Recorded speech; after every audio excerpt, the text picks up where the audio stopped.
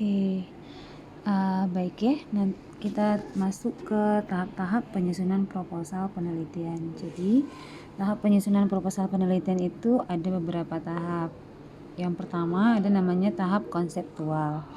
Yang kedua ada tahap perencanaan dan menentukan desain penelitian. Tahap ketiga itu ada tahap empirik. Yang keempat tahap analisa. Yang kelima tahap diseminasi. Oke, sekarang di video yang sudah Ibu kirimkan itu dimulai dari tahap yang kedua, yaitu tahap perencanaan dan menentukan desain penelitian. Nah, sekarang kita masuk ke tahap konseptual dulu. Yang pertama itu adalah tahap konseptual. Oke.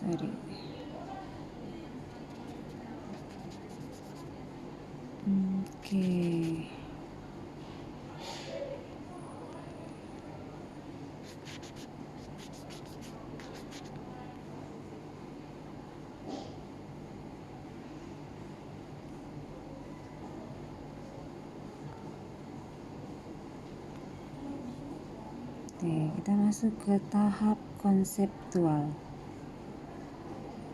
Ini adalah tahap pertama dari penyusunan proposal penelitian. Tahap konseptual itu terdiri dari 4 langkah. Jadi ada 4 langkah. Yang pertama yaitu menentukan masalah.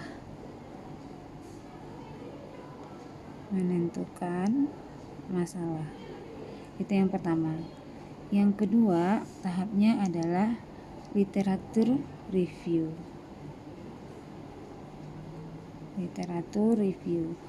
Lalu tahap yang ketiga adalah menentukan kerangka teori.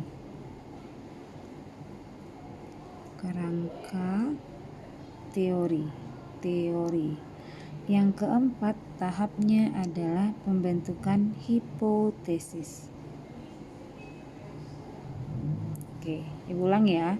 Jadi tahap konseptual, tahap penyusunan proposal penelitian yang pertama itu adalah tahap konseptual. Tahap konseptual ini terdiri dari 4 langkah. Yang pertama, menentukan masalah.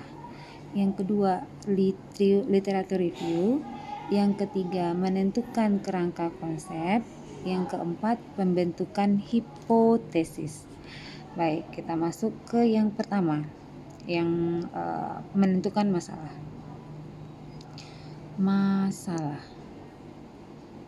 Nah, kalau di kehidupan sehari-hari, masalah ini harusnya dihindari kan?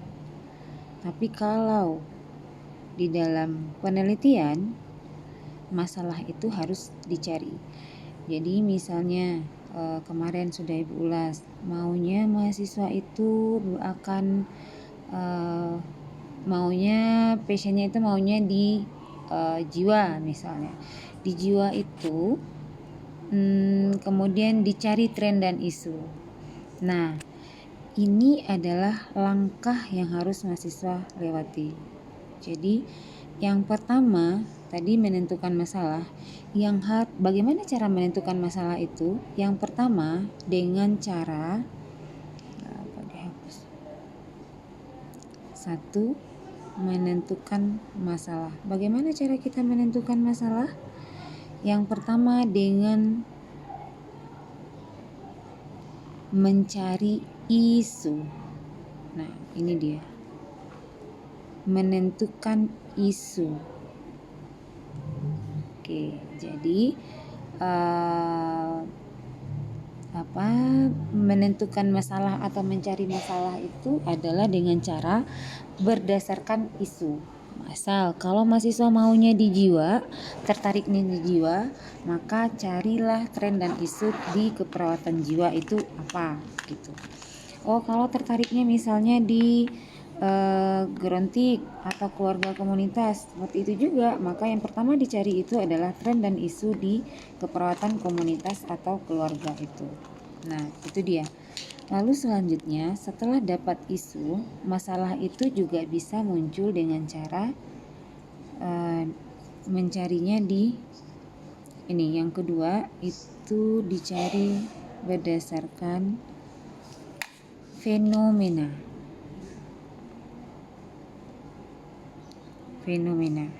Fenomena itu berarti maksudnya adalah suatu kejadian yang terjadi di lapangan yang menjadi fenomena, yang viral.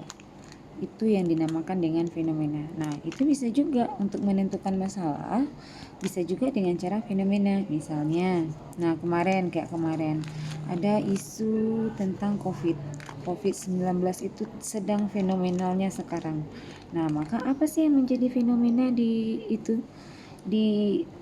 COVID itu, tentang apanya di COVID. Nah, itu berarti mahasiswa harus lihat ke lapangan. Apa sih sebetulnya yang terjadi di lapangan tentang COVID ini gitu. Itu namanya dengan fenomena. Atau misalnya sekarang yang lagi marak itu bullying misalnya. Membuli. Apa yang terjadi? Oh, misalnya tetangga saya kena bully, dia nggak mau sekolah, lalu dia putus sekolah dan segala macam. Nah, itu bentuknya adalah fenomena. Jadi fenomena itu adalah segala sesuatu yang terjadi di lapangan yang memang memfenomena atau menjadi viral atau menjadi inti permasalahan utama. Nah, itu yang dinamakan dengan fenomena. Kemudian, bagaimana cara lagi untuk menentukan masalah? Ada isu, ada fenomena, apalagi bagaimana caranya lagi yang ketiga? Yang ketiga yaitu dengan cara mencari kesenjangan antara penerapan teori dengan teoritis. Nah, itu yang dicari lagi. Kesenjangan antara penerapan teori dengan yang terjadi di lapangan. Nah, kesenjangan ini juga bisa dilihat dari hasil pencaharian mahasiswa dengan artikel-artikel. Misalnya, isunya sudah dapat nih tentang jiwa. Yang banyak sekarang itu adalah banyaknya orang gangguan jiwa yang berulang. Ada banyak di masyarakat itu, misalnya ada yang udah 5 kali masih keluar masuk ke rumah sakit, kemudian ada yang 3 kali keluar masuk rumah sakit. Berarti itu kan isu. Kenapa orang gangguan jiwa ini berulang lagi gangguannya, datang berobatnya ke rumah sakit sampai dirawat inap di rumah sakit. Itu adalah isu. Kemudian fenomenanya, nah di tempat saya itu banyak yang pasung misalnya. Kalau karena nggak mampu akhirnya dia dipasung, atau karena nggak mampu akhirnya dia dikurung aja di rumahnya. Nah, itu adalah fenomena. Nah, kemudian mahasiswa coba mencari di jurnal-jurnal apa sebenarnya yang menyebabkan orang ini sering kambuh, untuk sering dirawat di rumah sakit, orang gangguan jiwa ini. Kadang dalam 1 bulan bisa 2 kali misalnya, atau dalam 2 bulan bisa 3 kali misalnya. Nah, itu kan sering relap, itu kan berarti isu tuh. Harusnya nggak seperti itu gitu. Kalau sudah dikasih obat dan sudah pernah berulang, berarti kan harusnya sudah tahu begini loh penanganan orang gangguan jiwa. Tapi kenapa keluarga nggak bisa, kok bisa lagi kambuh lagi, rawat lagi, kambuh lagi. Nah, dicari di artikelnya apa yang menyebabkan orang bisa terjadi seperti itu. Relapse ya, istilahnya itu. Kenapa kok orang sering relapse ya dengan gangguan jiwa? Nah, cari di artikelnya. Oh, ternyata di artikel A yang menyebabkan itu adalah 1, 2, 3. Di artikel B yang menyebabkan itu 3, 4, 5, 6. Berarti kan ada kesenjangan antara teoritis yang di A dengan teoritis yang B, itu ada kesenjangan. Nah, itu juga bisa menentukan sebagai masalah. Nah, itu yang pertama. Jadi cara menentukan masalah itu di tahap konseptual, langkah pertama adalah menentukan masalah. Caranya bisa melalui tren dan isu, bisa berdasarkan fenomena, bisa berdasarkan kesenjangan antara penerapan teori di antara dengan lapangan, atau antara kesenjangan di artikel-artikel yang ditemui. Sehingga nanti dari masalah ini akan muncul namanya research question. Nah, masalah ini akan menjadi research question atau pertanyaan penelitian. Dari pertanyaan penelitian maka akan muncul title atau judul penelitian. Jadi ingat, kalau mahasiswa mau melakukan penelitian, yang pertama dilakukan bukan mencari judul penelitian, bukan title-nya yang dicari, tapi masalahnya yang dicari. Dengan cara apa? Carilah tren dan isu tentang suatu topik, kemudian rujuk fenomenanya ada atau tidak di lapangan, atau misalnya nggak ketemu tren dan isunya, berdasarkan kesenjangan juga boleh gitu. Jadi 3 itu adalah cara untuk menentukan masalah, sehingga nanti ketika udah dapat masalah maka muncullah research question. Research question inilah yang akan menjadi title. Misalnya tadi Ibu lanjutkan contoh yang tadi terkait tentang relapse tadi. Kenapa sih kok orang jiwa, itu kan ada isu tuh, itu kan masalah. Kenapa, itu research questionnya itu, kenapa orang gangguan jiwa mengalami relapse, mengalami kekambuhan? Itu adalah research question. Nah, setelah research questionnya dapat, ini bisa saja title-nya apa? Bisa aja kan? Gambaran faktor orang gangguan jiwa untuk relapse. Gampang kan? Jadi dengan setelah research question itu untuk mencari title gampang. Nah, itu ya kira-kira ya. Paham ya kira-kira ya? Oke, kita lanjut. Untuk tahap konseptual yang kedua setelah menentukan masalah, yang kedua adalah literatur review. Oke, baik. Yang kedua dengan cara literatur review. Litref ya, Ibu pendek dengan litref. Litref, literatur review. Oke, yang kedua litref ini kalau nggak salah dengan Pak Junet mahasiswa sudah belajar nih tentang litref. Litref itu adalah memberikan fondasi atau pengetahuan dasar atas permasalahan yang muncul. Nah, kan tadi ada muncul pertanyaannya, kenapa orang gangguan jiwa sering relap? Apa? Research questionnya berarti apa yang menyebabkan, faktor apa yang menyebabkan, misal research questionnya ya, faktor apa yang menyebabkan orang gangguan jiwa sering relapse? Itu adalah research question. Nah, berarti tahap yang kedua setelah tahu research questionnya, kalau sudah tahu research questionnya, apa yang menyebabkan orang gangguan jiwa sering relapse? Berarti judulnya nanti adalah faktor-faktor yang menyebabkan orang gangguan jiwa relapse. Udah ada dapat judul. Nah, langkah yang selanjutnya yang mahasiswa perlu lakukan adalah itu mencari litref untuk menjawab permasalahan tadi. Jadi untuk menjawab permasalahan faktor-faktor atau kenapa atau apa penyebab orang gangguan jiwa sering relapse, maka didapatnya itu berdasarkan literatur review atau berdasarkan pencarian jurnal yang mahasiswa dapat. Nah, secara rinci literatur review itu sudah dapat di Pak Junet karena itu adalah materinya Pak Junet. Oke. Nah, yang ketiga, sekarang yang ketiga, tahap konseptual yang ketiga adalah menentukan kerangka teori. Nah, penting kita untuk menentukan kerangka teori. Jadi yang ketiga adalah kerangka teori, menentukan kerangka teori. Kerangka teori ini juga akan membantu mahasiswa dalam nanti menyusun hipotesis dan menyusun tujuan penelitian.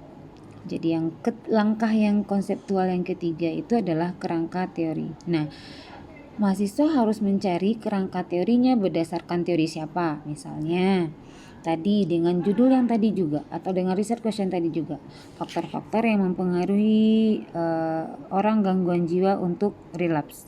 Apa berdasarkan teorinya? Berdasarkan teori apa kalau di jiwa ya, misalnya teori adaptasi atau teori apa yang ada yang sudah belajar di jiwa. Nah, itu apa yang menyebabkan orang ini relapse? Itu harus tahu kerangka teorinya dulu. Kalau misalnya kerangka teorinya nggak ada, peneliti itu harus mempunyai konsep yang jelas berdasarkan hasil dari literatur review. Jadi harus ada kerangka teorinya yang mengatakan secara teoritis menurut teori secara teoritis menurut teori adaptasi bahwa orang yang menyebabkan orang gangguan jiwa itu untuk relaps adalah 1, 2, 3, 4. Nah, itu namanya kerangka teori berdasarkan teori adaptasi. Tapi jika tidak ada kerangka teorinya yang mengatur, maka peneliti itu harus untuk mempunyai konsep yang jelas berdasarkan hasil dari pencarian jurnal atau pembacaan dari buku-buku yang sudah dikumpulkan. Itu harus jelas teorinya. Oke ya. Nah, selanjutnya setelah itu adalah yang keempat, setelah menentukan kerangka teori, yang keempat yaitu pembentukan hipotesis. Pembentukan hipotesis. Hipotesis itu adalah dugaan sementara peneliti atau statement peneliti terhadap ekspektasi tentang hubungan di antara variabel yang akan diteliti atau jawaban dari permasalahan yang akan diteliti. Misalnya tadi judul tadi faktor-faktor yang menyebabkan orang gangguan jiwa untuk relaps. Nah, berdasarkan teorinya mahasiswa sudah dapat nih, berdasarkan teori adaptasi faktor yang menyebabkan orang gangguan jiwa relap itu berdasarkan teorinya yang pertama misal adalah faktor keluarga misalnya, yang kedua faktor lingkungan, yang ketiga faktor diri sendiri, yang keempat ada misalnya faktor usia, yang kelima lagi misalnya ada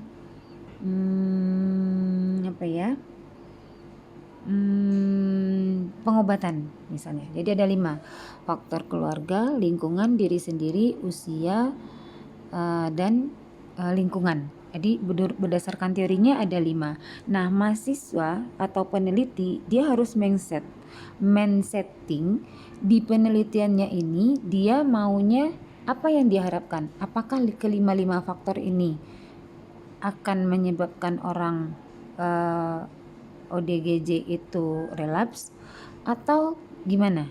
Maunya peneliti itu seperti apa? Nah, itu yang hipotesis. Jadi hipotesis itu adalah statement peneliti terhadap ekspektasi tentang permasalahan yang diungkapkan.